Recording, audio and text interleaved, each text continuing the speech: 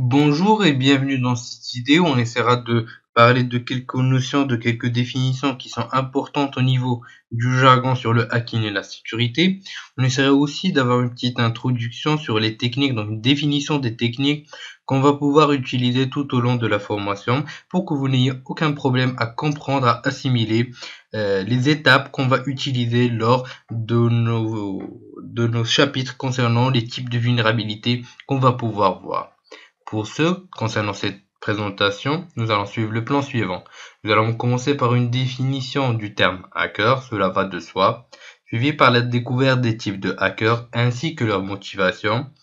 Et pour finir, nous verrons un point qui est très important et que je vous conseille de suivre très bien avec une grande concentration, qui sont les étapes du hacking, les étapes que n'importe quel hacker va suivre pour accéder à votre système. Un hacker, c'est quoi? Donc le terme hacker est souvent utilisé pour désigner un pirate informatique de nos jours, mais il faut savoir que vers les années 50, c'était un terme qui désignait un programmeur émérite. Donc, avec l'évolution de l'informatique au sein des entreprises, on a eu une nouvelle génération qui a vu donc la naissance de nouveaux type de hackers, c'était des gens qui étaient impliqués dans le piratage de tout ce qui est jeu, mais aussi dans le bidouillage et le détournement d'équipements électroniques principalement. Et avec l'interconnexion des réseaux, l'évolution des techniques de programmation, mais aussi l'évolution de l'informatique moderne, il y a eu une explosion lors du Web 1 et du Web 2.0 où on a vu la naissance d'un nouveau type de hackers qui sont les pirates informatiques. Ce n'est pas que les escrocs comme la plupart le pensent, ce n'est pas des gens qui vont juste pirater pour le plaisir, mais aussi c'est des gens qui vont aider, qui font évoluer la communauté, qui vont aider à développer des solutions, donc des patchs contre les failles de sécurité. Il y a principalement trois types de hackers, les white hats, les gens gentils, le côté noble de l'histoire, c'est le hacker qui va essayer de trouver une faille et de communiquer cette dernière à l'entreprise. Il y a même des white hackers qui vont essayer d'aider l'entreprise gratuitement à résoudre le problème. On a aussi le black hat, c'est le genre le plus courant qu'on a au niveau du net. C'est la personne qui va nuire à un système, c'est une personne qui va le défacer pour un but d'ego principalement, ou encore un but financier ou autre. On a aussi le hacktivist, c'est une sorte de contraction entre un hacker et un activiste qui va essayer de pirater pour une motivation qui est principalement idéologique. On dispose aussi d'un type de hacker entre le white hat et le black hat, qui est le grey hat, qui est un peu entre les deux, mais c'est un terme qui n'est pas proprement utilisé dans la définition des types de hackers.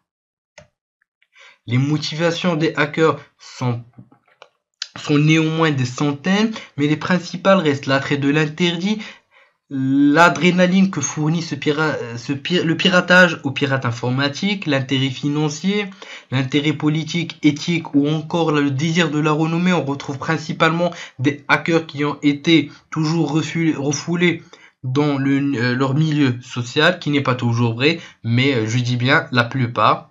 On a aussi le désir de vengeance par un ex-employé que vous avez viré ou autre, mais ou justement l'envie de nuire. C'est, disons, la plupart des black hats ont cette mentalité. Ils pourront faire des bénéfices incroyables sur le côté légal de la chose, mais c'est l'envie de nuire qui les conduit à pirater, à tout détruire. Maintenant, on va se concentrer sur les étapes du hacking, qui est une partie très intéressante qu'il faut connaître. Il faut se concentrer pour pouvoir suivre d'une façon successive, d'une façon logique et chronologique la fin de tout ce qui vient au niveau de la formation. Il faut savoir que n'importe quel hacker va commencer par une reconnaissance passive.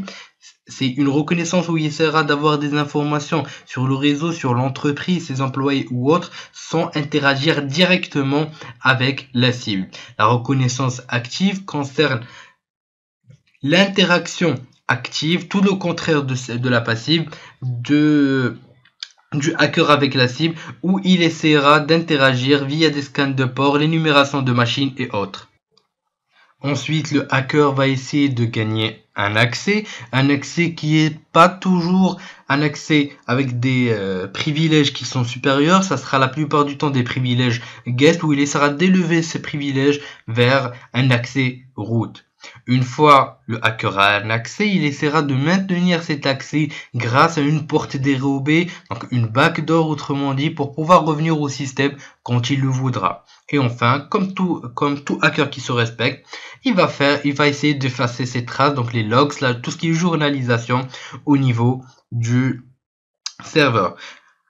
Donc ce qu'on va faire pendant cette formation, c'est qu'on va essayer d'exploiter tout ce dont on vient de voir d'une façon pratique, d'une façon à exploiter des vulnérabilités déjà existantes dans des machines virtuelles en exploitant avec les outils les plus utilisés à 100% par les hackers. On peut aussi parler d'attaques plus détaillées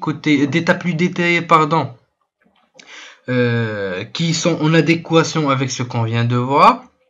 La collecte d'informations peut se faire d'une façon passive ou active, ainsi que le balayage. On parlera ici de balayage au niveau des réseaux.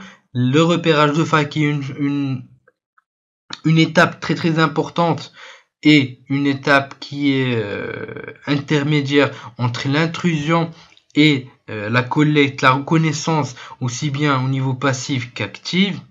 Une fois le repérage des failles est fait, on a deux types d'intrusion, deux types d'attaques. Soit le pirate va effectuer un déni de service et donc toucher à la disponibilité de votre système ou de votre application ou autre, soit le pirate va s'introduire au sein de votre système.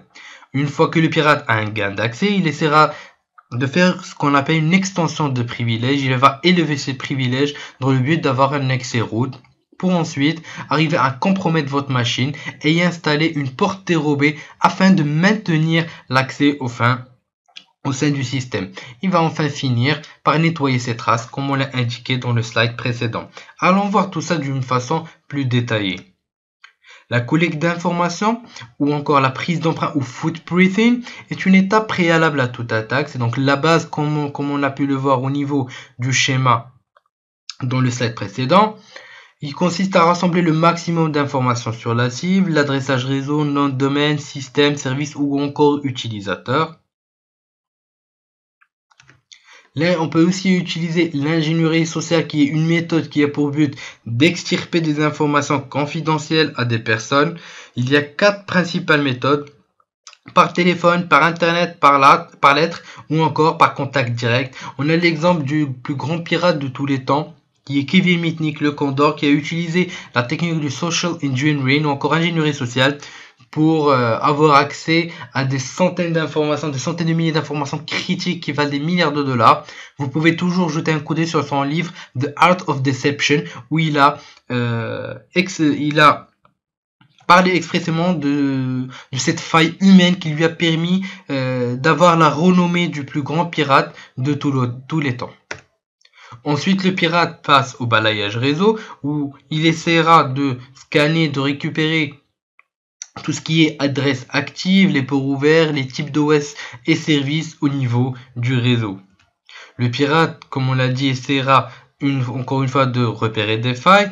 Il va essayer de déterminer si ces dernières existent au niveau de portail, de partage d'exploits, de failles, tels que certes, ou encore l'utilisation d'applications de scan tels que Nessus, Snort ou encore Metasploit qui vont leur faire sortir l'existence d'une faille grâce à leur base de données. Le pirate va ensuite essayer de s'introduire au sein du système en utilisant un accès à des comptes valides, des injections de code, des exploits en utilisant par exemple un framework Metasploit qu'on va pouvoir le voir au sein de la formation. Une fois le gain d'accès est fait côté pirate, il va essayer d'élever ses privilèges pour avoir un accès root à la machine.